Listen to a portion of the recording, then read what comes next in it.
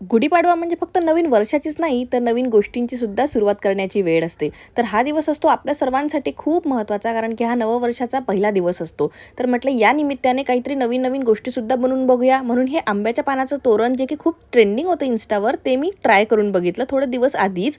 आणि त्याच्यासाठी इतकी सोपी पद्धत असेल आणि इतक्या सोप्या पद्धतीने हे बनवून इतकं सुंदर दिसत असेल असं मला वाटलंच नव्हतं. आंब्याचं पान घेतलं, त्याला थोडंसं असं वळून घेतलं, त्याची दांडी कापून घेतली आणि स्टेपल करून घेतलं. त्यानंतर एक डबल साइडेड टेप घ्यायचा, तो थोडासा कट करून तुमच्या आवडीचे सगळे जेही फुलं तुम्हाला आवडतात तसं तुम्ही फुलं त्याला स्टिक करायचे. हे जर तुम्हाला आणखीन जास्त पक्का हवं असेल ना, तर सुई धाग्याच्या मदतीने तुम्ही फूल त्याला शिवून सुद्धा घेऊ शकता. आणि बस तुमचं सुंदरसं तोरण आहे रेडी, जे की तुम्ही बघू शकता माझ्या देवघराला मी लावल्यावर किती जास्त सुंदर दिसत होतं. मग काय लगेच ठरवलं की मुख्य दरवाजाला गुढीपाडव्याच्या दिवशी असंच तोरण लावणार म्हणून.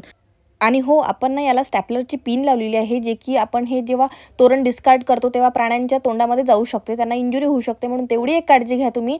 जेव्हा हे डिस्कार्ड करणार तेव्हा हे स्टॅपलरच्या पिना डायरेक्ट कचऱ्यामध्ये टाकून द्या आणि बाकीचं तोरण तुम्ही गाईला खाऊ घालू शकता. ठीक आहे. त्याच्यानंतर आम्ही इव्हिनिंगला बऱ्यापैकी वॉटरमेलन आणि आईस्क्रीम एन्जॉय केलं. आता एका ताईचे DM होते की छानपैकी तुमच्या बेबीच्या हेल्दी रेसिपी शेअर करा. तर रताळ्याची पोळी कशी करायची ते शेअर करते. तर खसखस घ्यायचं, खोबरा किस आणि गूळ पावडर टाकायचं साखरेच्या ऐवजी. ते सगळं काही उकडलेल्या रताळ्यामध्ये मिक्स करायचं बढियापैकी आणि त्याची कणकीमध्ये मळून सगळं छानपैकी एक गोळा लावून घ्यायचा. त्याची छान पोळी लाटायची, दोन्ही साईडनी तुपामध्ये मस्त अशी परत परत फ्राय करायची आणि तुमची हेल्दी रेसिपी एकदम रेडी आहे. यानी वेट गेन सुद्धा होतं आणि खायला सुद्धा ही टेस्टी आहे आणि पोट पूर्ण फुल होऊन जातं. माझ्या मुलीला तर फार आवडते.